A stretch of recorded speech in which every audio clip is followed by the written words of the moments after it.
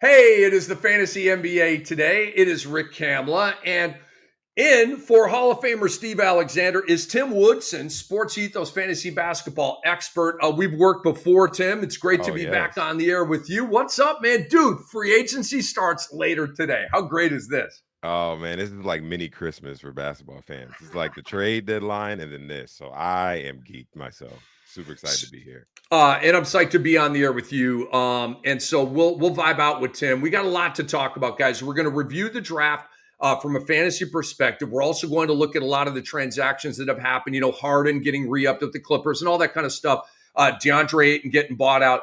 We're going to tackle all of that from a fantasy perspective. It's a huge episode, and it's ably supported by our great sponsor, BetOnline. BetOnline continues to be your number one source for all your sports betting action. Baseball season's in full swing. Football season's right around the corner. BetOnline has more ways to stay in on the action with the latest odds, news, and scores, even live in-game betting. MLB, UFC, tennis, NFL futures, and beyond. BetOnline remains your choice for sports wagering info. Andre even told me that they offer money lines on table tennis. Okay, knock yourself out. In between games, head over to the BetOnline casino with all the top Vegas-style games, including poker and a live casino. Head to the website today and take advantage of their industry-leading VIP program with level-up bonuses and weekly cash boosts. BetOnline, the game starts here. And I have a quick little note for you people watching us live on Twitter. We appreciate that. Little heads up. Not every off-season episode is going to be available on this platform, live on Twitter. So make sure you subscribe to the Fantasy NBA Today podcast feed to catch every episode and stay in the loop. So a two-part episode, draft and then free agency trades, transactions, all that kind of stuff. So, Tim, let's dive into the draft. And let's start with Cooper Flagg. And, Tim, I would like you to tell me and our great audience the stat line that Cooper Flagg is going to have as a rookie. Let's get into these fantasy numbers, man. Oh, yeah, that's the fun part, man, the numbers. That's why I do fantasy, guys. It's not because of, this basketball. It's numbers. I love the math. Cooper, this dude's going to be top 50, man. I'm calling it now. I really can see. I mean, it's hard to get a generational player like him on the court, and they're going to produce their rookie year right at the gate. Personally, I think he's going to average around 16, 17 points. I see he's going to take a little bit of hitting rebounds coming out of college. I mean, he's got Anthony Davis. They got Derek Lively. They also have Gafford there. So I'm thinking instead of it being around that close to 8 number, it might be like 6, 6.5. I can see the forces sticking. D'Lo's kind of on the way from what we're hearing. But it is D'Lo, that's my own opinion on D'Lo. They're gonna need him to pass. It'd be a good facilitator, middleman, especially if they decide to go big and they keep him at the 3, instead of him playing natural position of power forward. He can kind of split the floor, pass outside, pass inside. So I can see that 4.5 assist sticking that he was getting out of college, and then a block and a steal.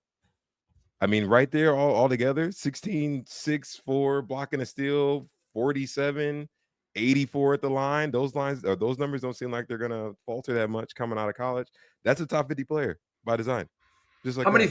I love everything you're saying here. How many three balls per game? He was 1.4 in college. How many three? And he shot 38%. How many three balls a game?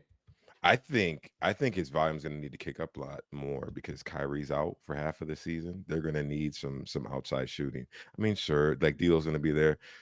Clay's washed, let's be honest. Yeah,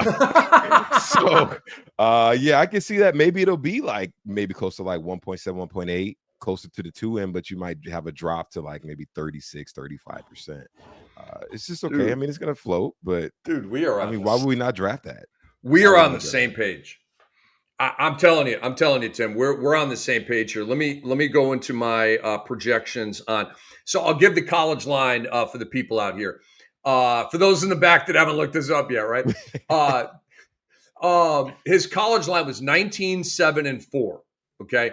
1.4 blocks, 1.4 steals, 1.4 threes. Yeah, that gets me really excited. So crazy. It's crazy, right? 48, 38, 84 were the shooting splits. So I've got him at 20 PPG. Ooh. Wow. I've got him at 20. And the reason why, Tim, we agree on that. That's the one stat where I'm going to drop my rebound number based on what you said. With This is too many bigs, the two man. centers and Davis, I'm going to drop it down by 1, and that's because of you, Tim. I had it at 8. I'm going to drop it down to 7. You're at 6.5. That feels good to me. Yeah. But I got him at 20 points. Here's why. I feel like PJ Washington's going to be the odd man out here. I think he's going to turn into a bench player, if not traded. Clay's going to do his 14 PPG. I agree. I love Clay, but I agree he's washed. The point guard they bring in, whether it's Paul or D'Lo or whoever, Westbrook, whoever that is, they're going to be around 10, 11, 12 points, right? They're just kind of get in where you fit in. Yep. All right, so they're not going to pinch Flagg. Davis is going to be their leading scorer at about 25 per. Gafford and Lively are what they are. They're rim threats, lob threats and all that kind of stuff, and alley-oops and stuff like that, and putbacks and all the stuff that they do. But again, that's not focal point of offense. I believe Cooper Flagg is going to be the number 2 option on this team. When Kyrie comes back, that's going to change. And so maybe Flagg's like a 20 PPG without Kyrie, and then he's maybe like a 16 PPG, as you say, with a Kyrie. But that's kind of my thing. And then maybe it kind of rounds out to an 18 PPG. So I'm a little bit higher on the points per game. You just made an outstanding point with the rebound, so I've dropped that down. So I'm at 20 PPG. I'm at 7 boards. I totally agree with you. Jason Kidd's talking about him playing point guard, okay? And he's not. Oh, yeah. Can you imagine? I know. He's not, but what that speaks to is he's going to have the ball in his hands, and Kerr's going to trust him to make decisions. That's going to lead to duns. So I think the 4 assists is going to hold up. Totally agree with you. I've got him at 1 block. He's not going to average a block and a half. I wish, but I think he can maintain a block. I got him at 1.2 steals, right? I think that number comes down a little bit too, but I think that's a solid number. And then I got him at 1.8 threes, just like you said. So you and I, that's pretty cool, dude. That's pretty cool. Yeah. You and I are viewing. I didn't know this stat line, guys. I promise. He never told me this before this. No, we don't. You know what we vetted before the show? Let's have a good time today. That was the vetting that went on with me and Tim. All right, so let's keep it moving here. So we both agree on that. I agree, top 50 guy, and he's going to be sensational. Just a little food for thought. If you're wondering, like Luka was 21.2 as a rook. Wemby was 21.4. Blake Griffin was 22.5. Zion was 22.5, and then he packed it in. Mitchell was at 20.5. Durant was at 20.3. A couple of guys right there. All right, so let's move on to favorite pick. Tim, and it can be multiple. You can say, hey, man, I had like 2 picks that I really loved or just one. Totally up to you on that. But your favorite pick or picks of this draft? Yeah, no, that's a good question. I mean, the cop-out is Coop, of course. But I really like, because Sam Presti's just a genius, man. He's like playing chess years ahead. I think the pickup of Thomas Sorber was so smart. You grab your center now. Isaiah Hartenstein has like a year or 2 left on his deal. You can have him learn under that wing, maybe get some time on the court early. Then when that time comes around, he gets that starting position. He's going to fit right in with these guys. He's 6'9", that's fine. You have Chet, who's like close to 7, if you need that taller guy in the rim. But he could also be like that guy that rebounds. He's going to block. He had good block numbers in college. And he can even do a little bit of passing like Hartenstein did. I don't know, man. I think it's more so like I do like Thomas Sorber as a prospect, but I'm just so impressed at like what OKC is doing. They're like already understanding we have this like generational team. We low-key can have a dynasty if this keeps going. Yeah, let me add this little sneaky piece in here. And by the way, they still have like 9 first-round draft picks for the next like 8 years, just in case they want to keep building. So I just thought it was just like that was just a genius pick for them to do that and to keep like looking forward. Like the trajectory is always looking forward. And did you have others, or was that the one? No, that was, I mean, well, Coop, of course, he's just like absolutely amazing. But that really was like my favorite pick. I like some other picks, but nothing that kind of stood out to me. It was like, man, these guys are smart geniuses for what they're doing. It wasn't a great draft. And I hope these young fellows prove that opinion wrong. But Cooper Flagg, obviously, and Dylan Harper and Ace Bailey do look like absolute studs. And so I want to go to Ace Bailey here. And I've got 1, 2, and I'm not gonna unpack all 3 of these at once. I want to kind of bounce with you off of these. But I wanted to start with Ace Bailey here. I love the Ace Bailey pick because I feel like Charlotte probably should have taken him when they took Knipple. And I feel like Philly probably should have taken him when they took Edgecombe because Ace Bailey is a real premium, high upside prospect, more so than those other guys. And I know he said to Philly, I don't want to go there. And all of this stuff about he didn't want to go to Utah. Now he's saying he did want to go to Utah. I don't dang know. What it sounds to me like is he did not want to go to Utah. And there was a ton of negative backlash. And then now we're spinning and we're damage controlling. And I don't, that's my speculation. And I'm not butthurt about any of it. I don't frankly care. Yeah, true. But I know this. Danny Ainge is a gangster.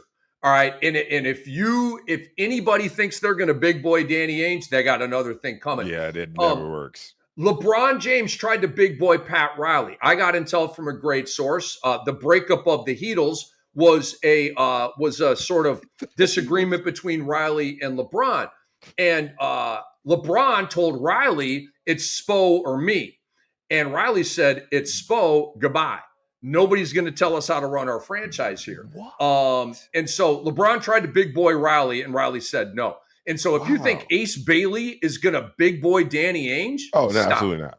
There's no way. But I love that Utah took him anyway.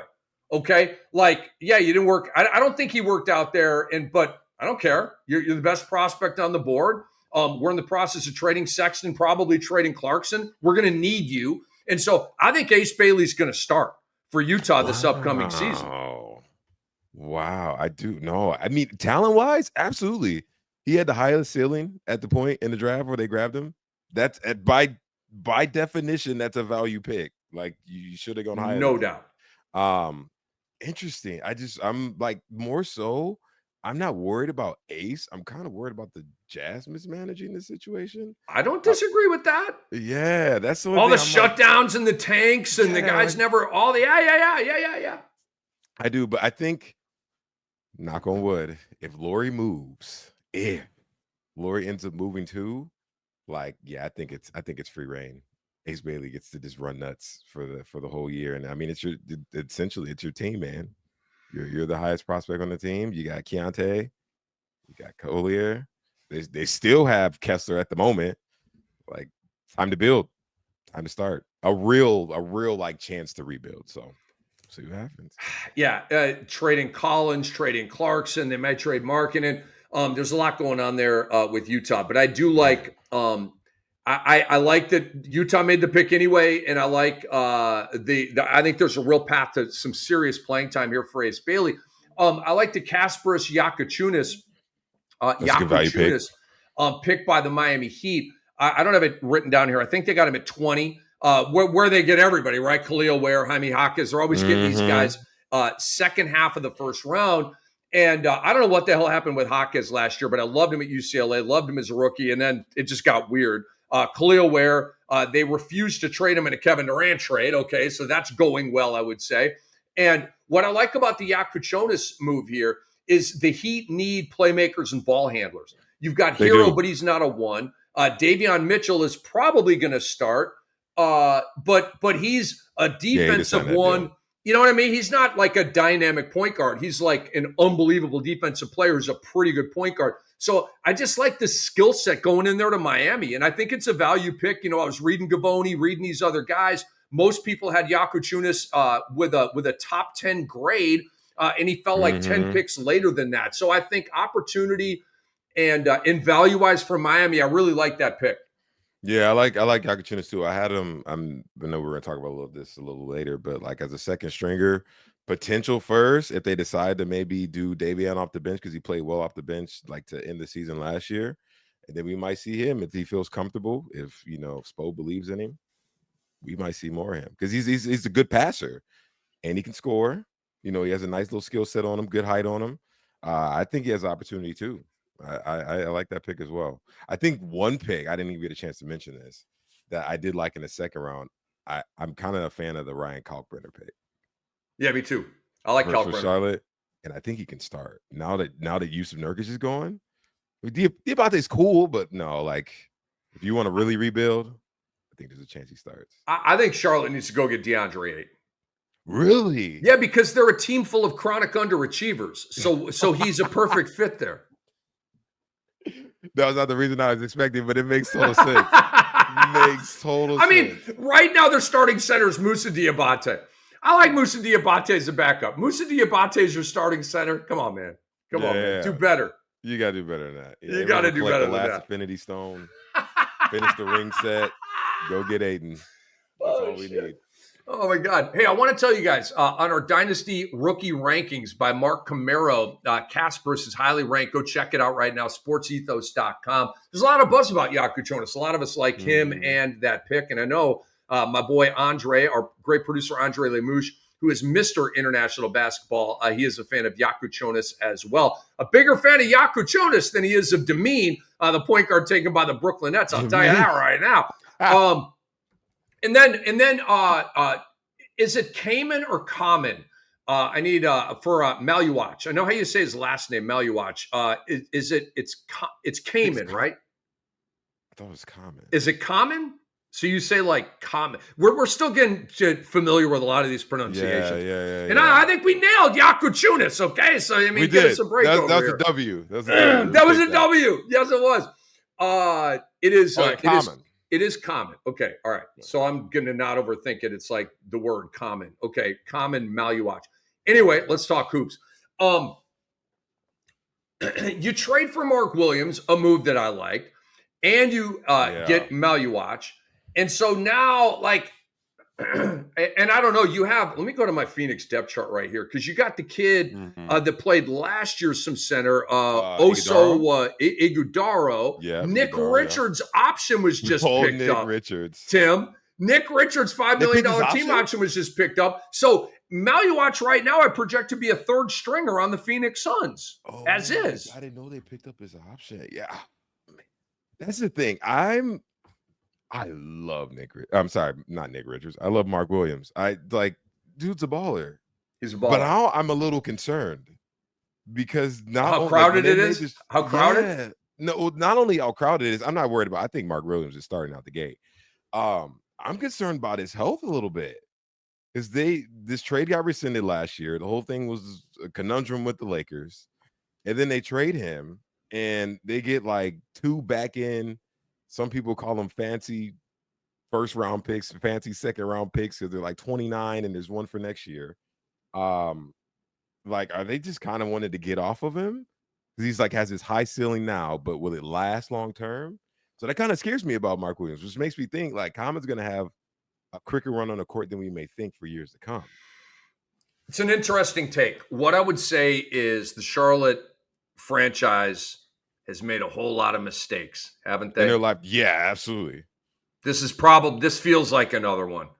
I mean, you think about this. They traded Mark Williams twice in 4 months, dude. You tried to trade him in February, it blew up, and you're trading him again here in June.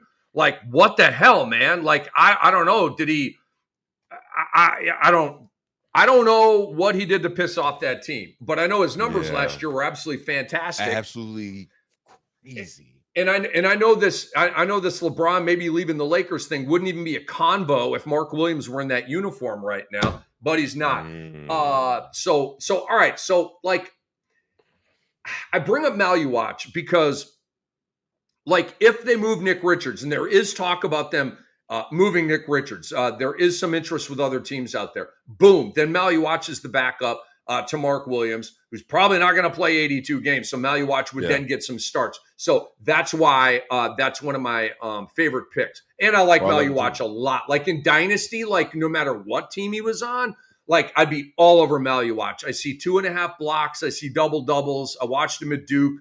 I'm a fan. I like Maluach, man. Yeah, are you a fan of his? Like, would you put him pretty high in a dynasty, in a dynasty draft?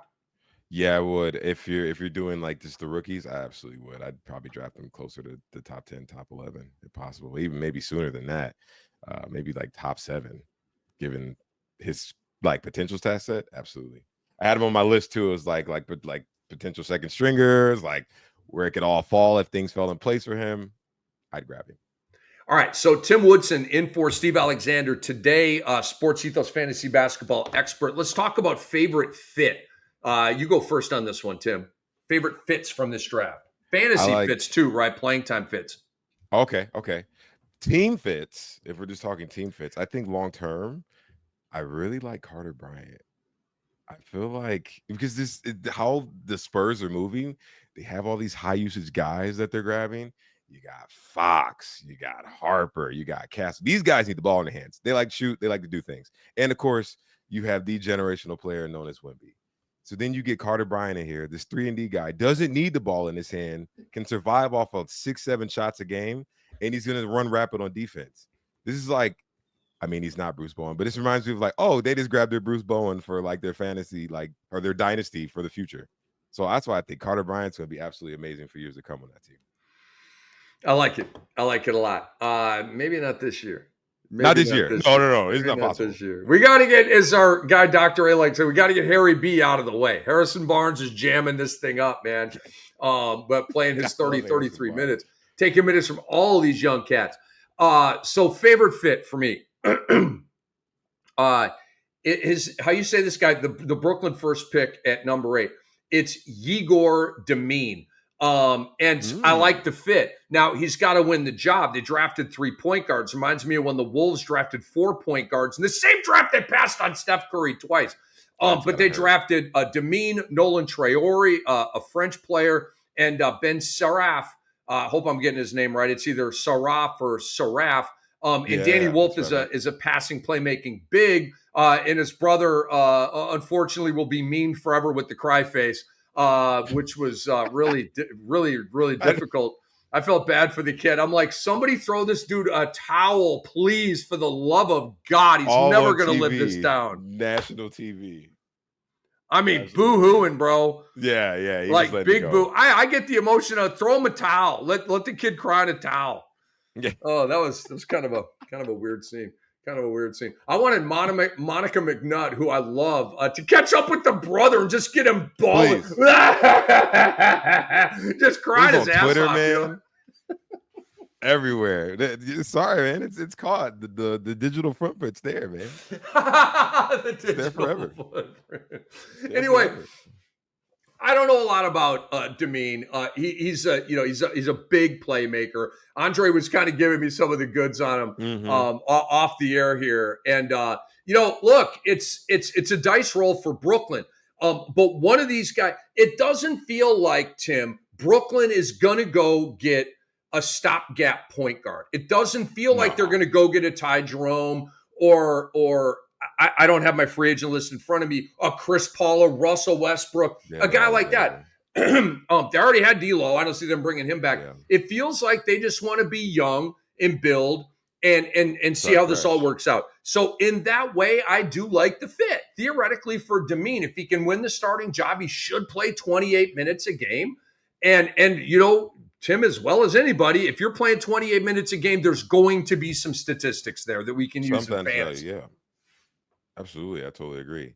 As far as like who I think could be like a potential starter and fit, I think Khan Knipples is gonna fall into value out of the gate. I mean, he doesn't do much as far as needing the ball in his hand a lot. I mean, and he's already with LaMelo and Brandon Miller, and all they do is jack up threes. So he's just gonna just fit right in, just join the crew. And fall into maybe 12, 13 points with 3 threes a game, maybe just because that's his stats. That's what he does. He's 40+% shooting outside. That's going to be good. That's going to be good for him. I am projecting right now Knipple to start. Same. With Ball, with Miller, with Bridges, and with name new center here. Yeah. I don't believe Diabate will be their starting center to begin the year. I believe they'll make another move there. But who knows? And then I see Sexton coming off the bench in like a really robust 6-man role. How do you view that? Do you see Knipple starting, or do you see Sexton starting? I see Knipple starting just because of the size. And I know, like, we're kind of getting to the era where these undersized guards that can score, they're kind of losing their value in NBA, which is so interesting to me. So Just get him off the bench, get him rowdy. He brings energy. That was his thing in Utah. He was the energy man. Everybody liked him on the court. That'll be good to just kind of keep that second unit motivated while he gets to start and they get the rookie enough time to get better over time. And this also means Josh Green would go from the starting lineup last year, not a fantasy guy, but a really good 3-and-D guy that he would probably go to the bench as well. Look, if Charlotte can get a talented center in there, I may like their team a little bit. I don't want to go too far here, but the LaMelo Ball thing, like I love the talent, the statistics, and the missed games are just it's so bad. It's unbelievable, dude. It's literally unbelievable. Zion and Ja and LaMelo with the missed games, and it drifts me off to like, do they really love the game enough? Like, and it creates a whole lot of different conversations. But remember, Charlotte missed out on Dalton Connect trying to trade for him. Trade falls through with the failed physical. Bam, they go at number 4, and they basically take another Dalton Connect type and Con. So they have wanted this type of player, and so I think that's going to lead to him starting. All right, most intriguing pick or most fascinating pick for you. Fascinating, I guess, is the word we're using. Most fascinating pick for the present and long term. For the present, oh man, you're gonna laugh. Honestly, the Yang Hansen pick made no sense at all. I'm also more so fascinated because maybe they see something we don't, besides the Twitter clips of him being the Chinese Jokic, which I saw that too. Yeah, absolutely. Yo, Loki, is he the Chinese Jokic? He's the Chinese Jokic, guys.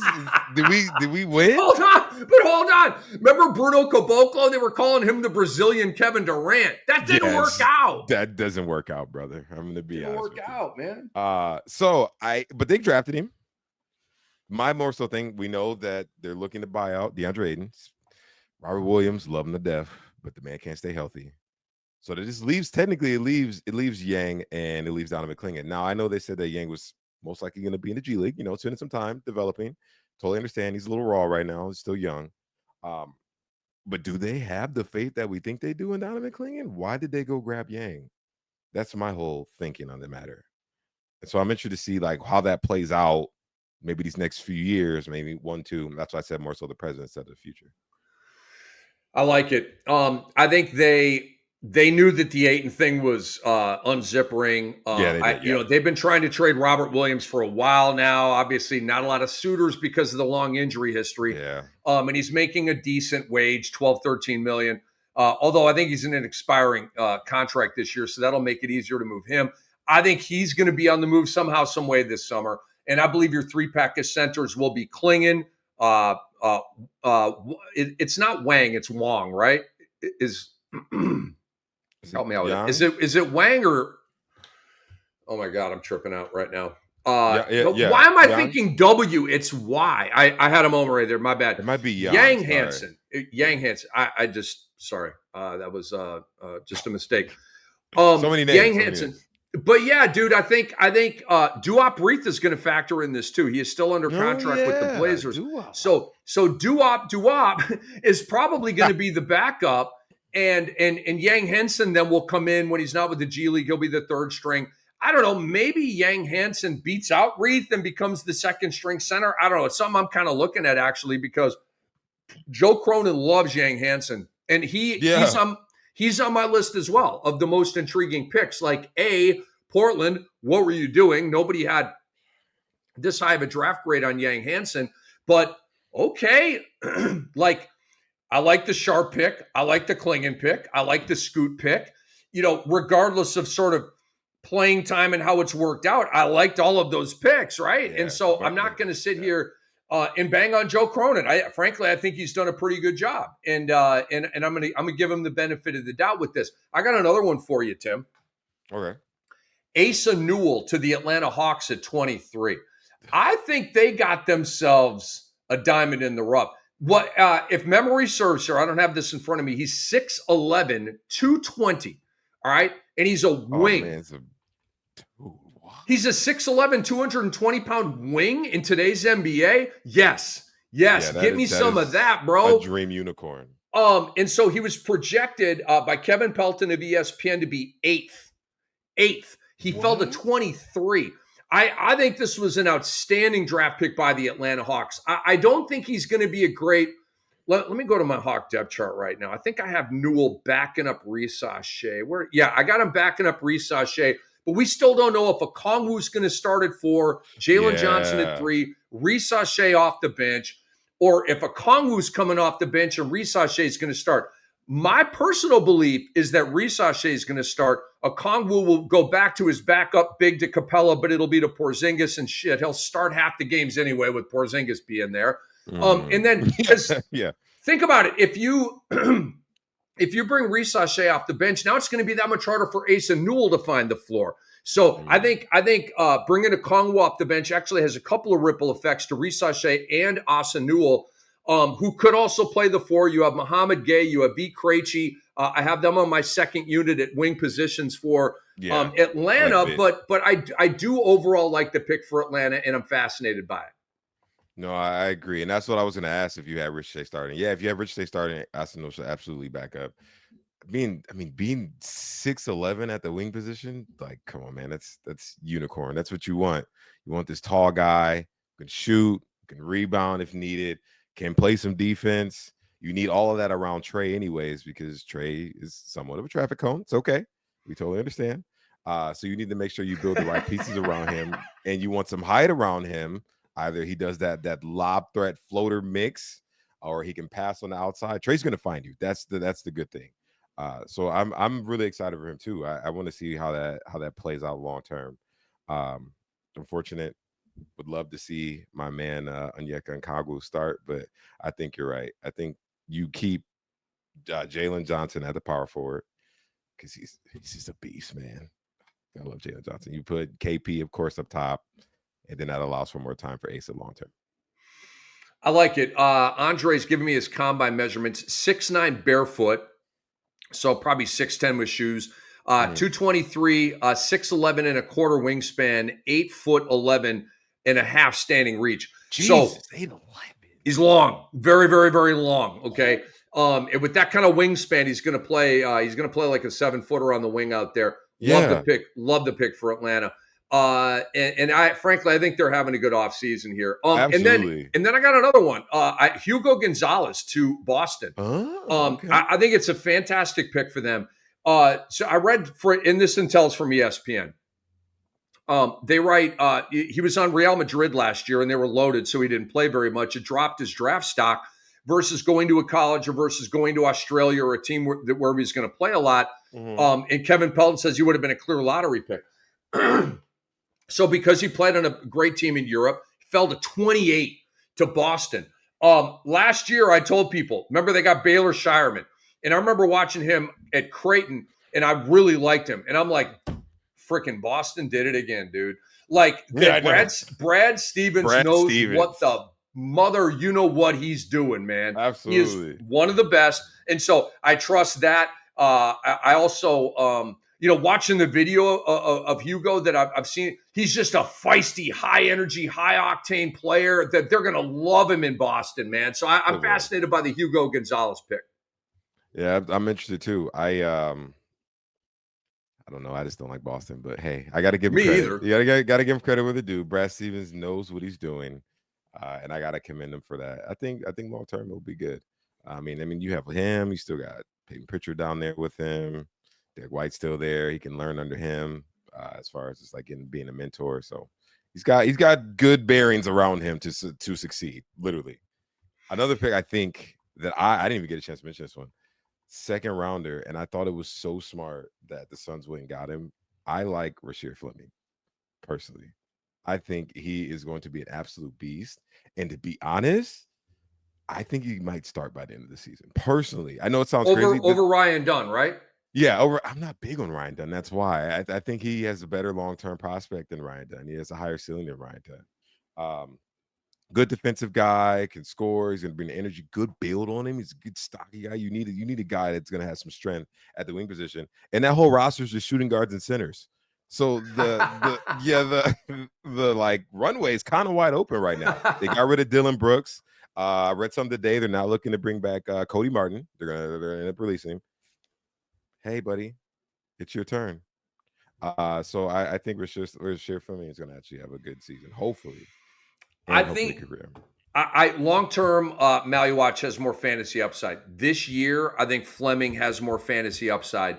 That is if they keep Richards and Oh yeah, yeah, and yeah. Williams, and so then Maluach is third string. I believe Fleming has more fantasy upside and a much better path to playing time. If they trade Nick Richards, I have a different answer to that. The Suns, by the way, are waiving They are Cody going to win. Martin. I didn't even know he played for them. He played so sparingly for. I didn't even know. Oh yeah, okay, that's cool. I'll have to take him off my depth chart for Phoenix. All right, so let's do this kind of rapidly if we can, because I want to talk. We got to talk a lot about free agency here. So So much happening. I just wanted to kind of not go in great detail on this, but let me unpack this. And if you have anything to add, if you've got your own list, I'd love to hear it. But I've got 5 projected starters. That's it. 5 projected starters from the 2025 draft class. Okay. It's Igor Demine in Brooklyn. I believe he will be their starting point guard. Trey Johnson, 2 guard in Washington with Poole out. I believe he will start. Ace Bailey. Okay. Ace Bailey, who we talked about, I believe is going to start. Cooper Flagg, very obviously, will start. And we talked about Con Knipple. Both you and I agree he will start. 5 guys. I got 10 guys who I believe will be second stringers. Dylan, and that means, not third stringer, but second stringer, which is an important distinction. Dylan Harper of San Antonio. Nick Clifford of Sacramento is going to be a rotation guy. Rasheer Fleming, who you just mentioned, is going to be a second stringer. VJ Edgecombe, third overall pick to Philly. He'll be a second stringer and rotation guy. Derek Queen in New Orleans, maybe in a timeshare with Yves Missi. That's kind of how I see that going. Yakuchunas in Miami. I see him playing at least 20 minutes a game. Might even start for that team. Cedric Howard, who Memphis made a bold move to go get. He'll be a second stringer. He's going to play. Noah Essengay of Chicago is going to play. He'll be a second stringer. Nolan Traore, the Frenchman, who went to Brooklyn to battle with Demine for the point guard spot. I got him here as a second stringer. And then Asa Newell of the Atlanta Hawks. But I wanted to do that so people can get an idea here. Where's the upside? And we can debate this stuff, certainly, but where's the upside? Where's there not the upside? Because this rookie class is not hard to vet. In redraft leagues, we are not going to be messing around too damn much at all with this draft class. Okay? I'm telling you right now that to me, the draftable guys are Demine, Johnson, Bailey, Flagg, and Knipple. Dylan Harper isn't even draftable for me in a redraft league. And that's no commentary on Dylan Harper, who I like a lot. I just don't think the minutes and the numbers are going to be there as a rookie. Yeah, no, I absolutely agree. My potential starting list. We had some similarities. Hit me. Of course, I got Coop. Absolutely. Got Knipple. I have Kalkbrenner starting. Actually, yeah, he went to Charlotte, right? Yeah, he went to Charlotte. They got rid of Mark. Dude. That's what I knew. I was like, hold on. Now remember, they have Grant Williams too. Remember, he had an ACL injury. Yeah, he temporarily died on us last year, but he's undead now. He's coming back. So Grant Williams can play some 5. You got Moussa Diabate. Dude, I'm not disagreeing. That position's wide open right there. You got Ryan Kalkbrenner starting as a rookie. I like it. I got Kalkbrenner. I think he can fall into those minutes, man. I mean, they need a good big. They need size too. He's a tall guy. He's like 7'1". Am I right? He's skilled. He's a good player. I like Kalkbrenner. Yeah. That's a good call. I did a cop out and said one of the Brooklyn guards are going to start because what? Okay, one that's of them fine. has to start. Yep. Hey, Demine's not guaranteed anything. He was higher drafted, so he's in the pole position. That's all he's in. He's just in the pole position. Yes, my money is hopefully on Nolan Traore long term though. So if I had to pick one, I had Rasheer Fleming starting, and we just talked about him. How hype I am about him. I think he can. They need him. They need this side. They need a good wing. And my biggest maybe, and it's a total coin flip, I'm going to be completely honest. I think Cedric Howard can start for Memphis. I'm just not big on KCP anymore, man. He's in that Walsh realm with Clay. They're together, Oh, hanging out. It's getting that season was rough with the Magic, man. We're gonna be completely honest. wow. And I think they could use them. So I those are my potential starters. Second stringers, we had a lot on the same list. Hey, just Tim, hold on one quick second here. I wanna talk about that Memphis deal really, really quickly. Sorry to come in on that. No, So yeah, so Jalen Wells, remember, was the starter last year. He got injured. So I like where your head's at here. yeah, Coward could start for Memphis. He could take the Jalen Wells spot or the KCP spot and be a wing at either of those spots. yeah. Well spotted. I like that. I've got him on the second string behind Wells and behind KCP, but again, that doesn't mean that's how it's going to go. I think that's a good call, man. I like that. Yeah. I mean, they're still young. Josh still people think Josh still young. And then JJ is around like 25, 26 just in his prime. They 80's young, you're young enough. They can just start that whole new Dude, young core. dude, if you got Wells and Coward guarding your wings, that's pretty badass, man. Those are Yeah. Woo. athletes. They're long. They got defensive mindsets, and then it's And they can going shoot the with three. Ja, with JJJ, with Edie. They're doing the scoring. They're bringing the skill. I dig it. I dig it, dude. You're bringing great stuff to the table, Tim. I never doubted you for a minute. This is Tim Woodson, Sports Ethos fantasy basketball expert. I knew you were Having a a badass, but blast. you're making some kind of nice eye-opening points here on this draft because it's so speculative and it's so It early, is. but it's also Mhm. so important to know all this stuff so you can vet and detect essentially the shit from the shinola for fantasy basketball. And that's what we're doing for you right now. All right, take me into your Absolutely. projected second unit, guys. Okay, perfect. So, like I said, I had some similarities with you. Dylan Harper, totally agree. VJ Edgecombe, totally agree. Derek Queen, yes. That's another coin flip. I don't know what happens. He misses the like I said, it's a coin flip for me. I have Jace Richardson as my also for the Orlando Orlando. Magic. Yeah. Coming in. I mean, they got rid of Cole. I have him better than other prospects. I don't know, man. Anthony Black might be okay, but if he's not, he might start next to Anthony Black because technically the starting unit would be uh Suggs, Bain, Suggs and Vogue, Bane. Bankero, and Carter. Yeah, it'd be Suggs and Bane as the starter. So then it would be, I think it would be Anthony Black possibly and Jace Richardson. Common Malwatch, of course. I think he's better than Nick Richards. So that's just me. I agree. Um, Trey Johnson, I have him coming out the second only because CJ McCollum is still there. So That's who's the the only point? You reason. think Bub Carrington's going to run point? Yeah, I think Bub runs point. Okay. I think Bub's gonna earn that point. Absolutely. And then they have like Marcus Smart off the bench helping being a veteran still, because he's still there too. And then I have Kasparis Akachunas. Although we did talk about him, maybe he could start, and we have Mm-hmm. Davion Mitchell coming off the bench, but I think Kasparis is gonna get good minutes. Um, and then I have Ace Bailey, who I think is gonna. I thought he was gonna run second unit, but like I said, if things fall his way, and I'm starting to understand like your points on him, he could start too. But Ace Bailey is my last one. All right. I dig it, man. I dig it. Guys, you're not going to get a better fantasy breakdown of the 2025 NBA draft than that right there. It is Rick Kamla. It is Tim Woodson. He's in for Dr. A today. DeAndre Ayton got bought out as we move into fantasy spin on transactions here. And I'll just tee up with this. Donovan Klingen's season is on. He just became one of my favorite fantasy sleepers. I see a top 50 season Yeah, coming. yeah. I mean, it's really just like the people don't understand the like weight of blocks in fantasy and how much it just it curbs your whole stat line. That with some rebounds, he has decent good field goal, and he's gonna Mhm. fall into a couple points just because he's tall.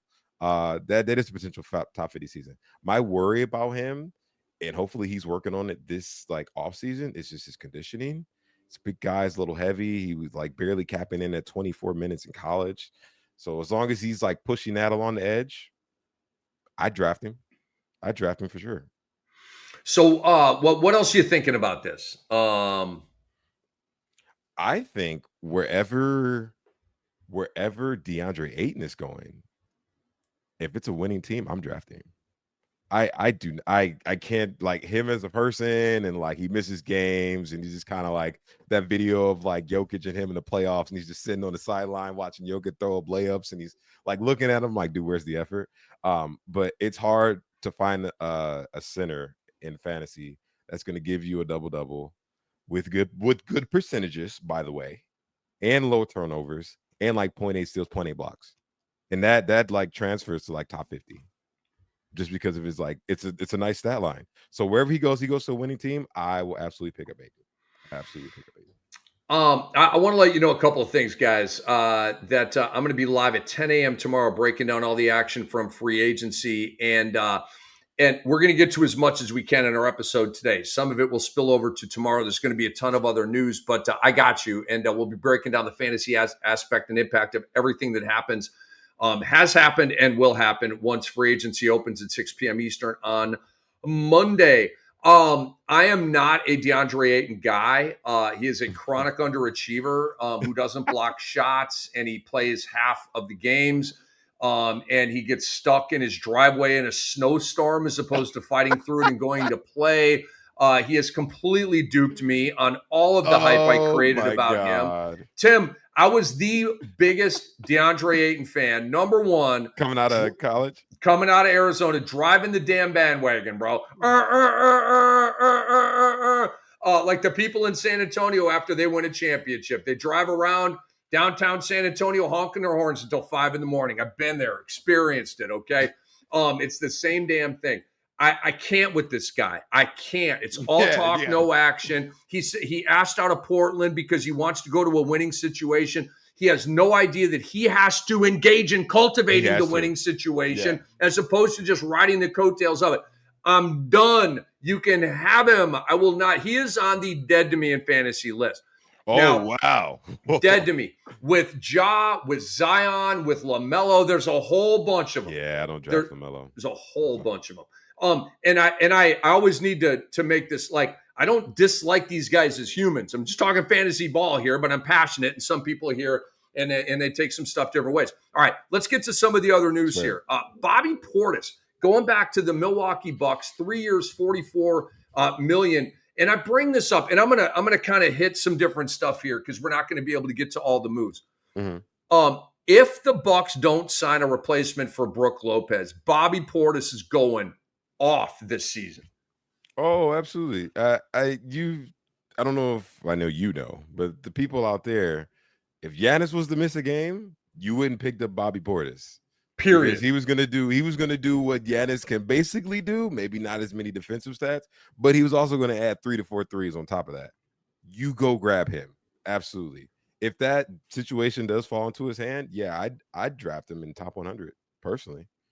It's just the fact that his skill set translates so well to fantasy. That's a winning player in fantasy for you.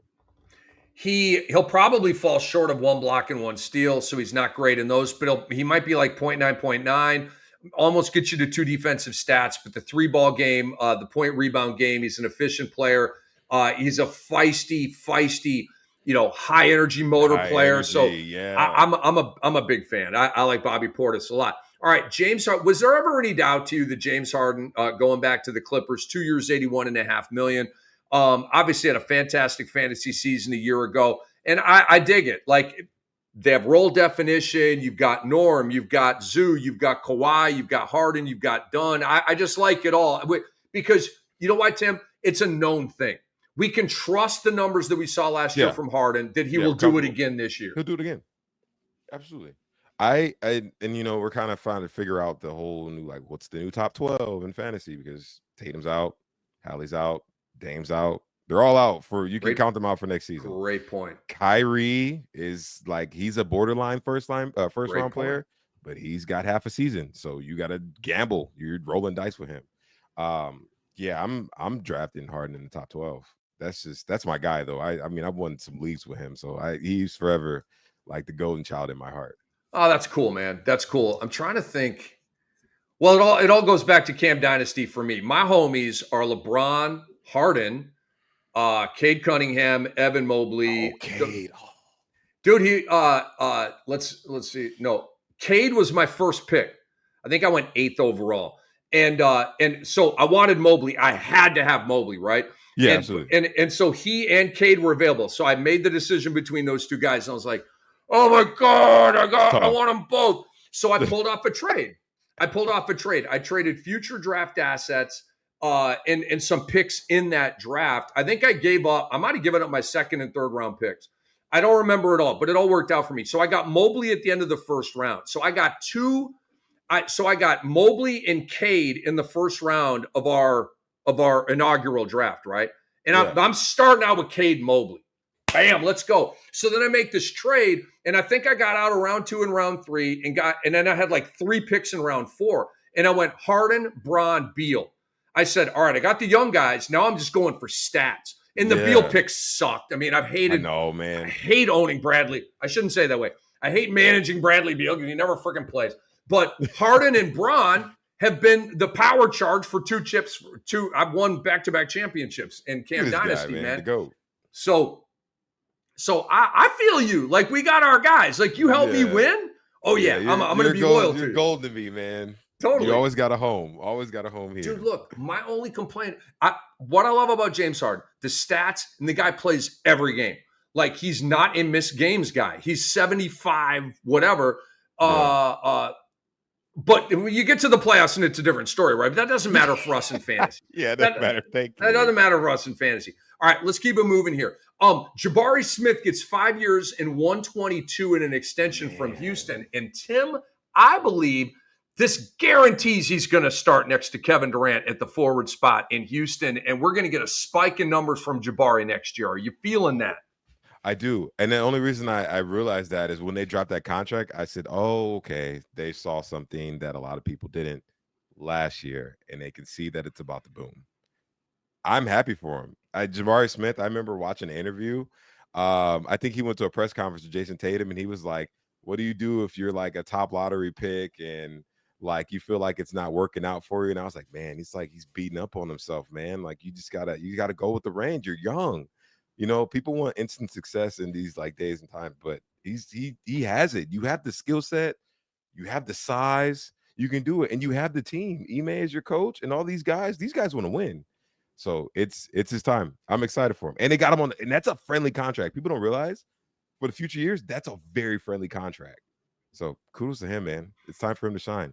Yeah, it's 20.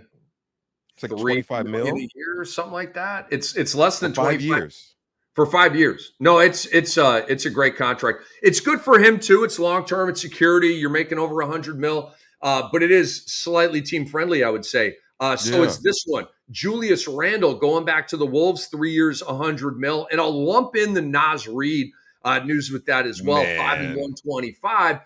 So we can kind of check those 2 boxes here. And there's not a whole lot to talk about here. I think Randall's stats are going to be very similar. Naz is going to be kind of capped a little bit because Gobert, and he's coming off the bench. But I love it for the Wolves in reality. Yeah, no, same. They're keeping the team together. They like what they saw. That was the big thing. People were like, are they going to re-sign Naz? Yeah, they're going to re-sign Naz. You want to let him go to free agency, man? Absolutely, you re-sign Naz. I'm happy for Randall, not necessarily for fantasy, but like as a player, because he like had the starting role in New York. It was like the man. Jalen Brunson comes in, takes it over. Rightfully so. I mean, Jalen Brunson's good. But he was able to adjust to play team basketball with Minnesota. And that was so beautiful to see. And honestly, he kept them alive a lot in the playoffs.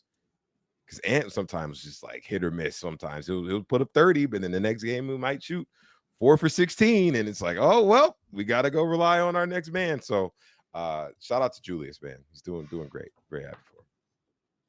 It's so nice to hear somebody other than me talk glowingly about Julius Randle. This guy, one of the most disrespected quality players of the last 20 years in the NBA. I mean, it's unbelievable. Sure. New Yorkers absolutely hated him. Get him out of town. I'm like, bro, the guy's 20, 10, and 5.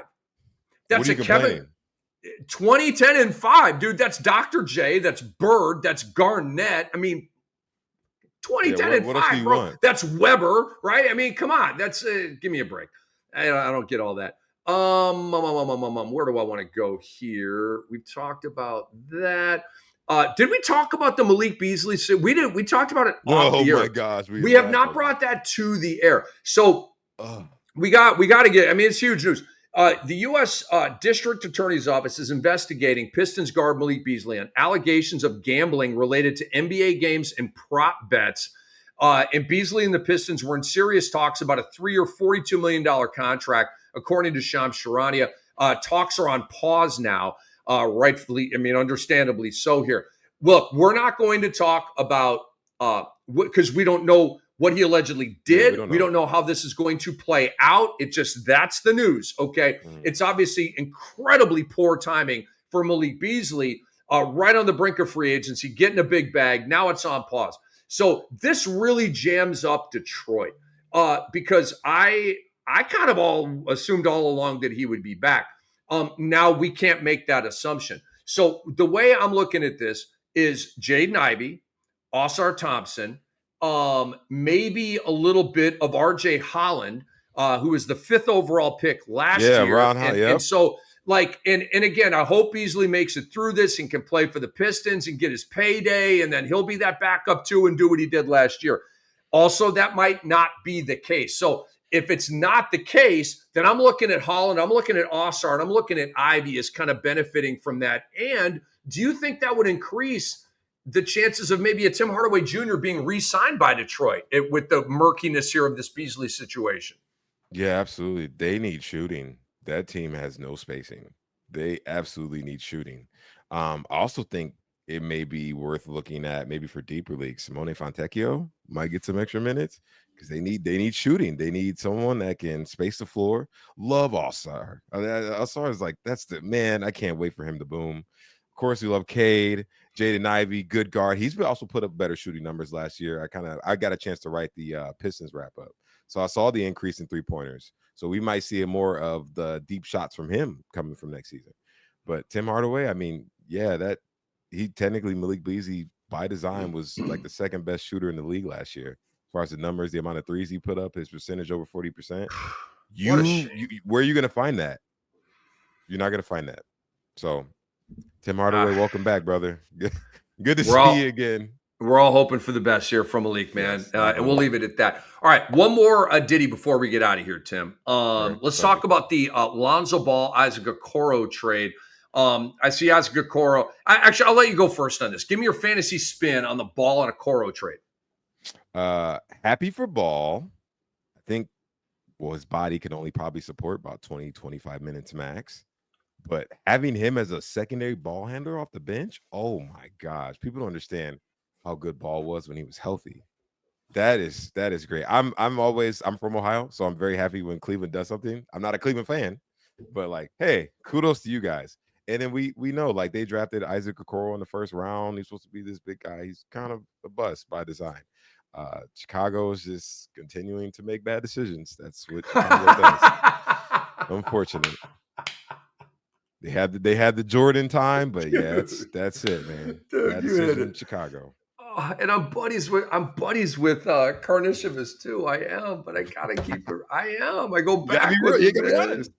You gotta be honest. They've just made so many foolish moves. I mean, dude, and the Patrick Williams, 5 years and $90 million. I will never, ever, ever understand the stupidity that went into that. Now, one team in the league was going to sign him for anything close to that. They bid against themselves, paid so much money they didn't have to spend. Just a colossal error. Tim, you the man, dude. You the man. This has been absolutely awesome. Great job. I look forward to a bunch of future episodes with you, man. Awesome job today. Dude, thank you, my friend. I was so happy to be here. I had a great time. Yes, me too. All right, for Tim Woodson, for the best producer in the game, even though he says he's not a producer, but he's actually the best producer in the game. I call him BITB. We call him Algorithm Andre. We call him Andre GPT. It's Andre Lemuth. And for all of you guys, and on behalf of our great sponsor, Bet Online, this has been the Fantasy NBA Today. We'll see you very soon, everybody. Bye, everyone.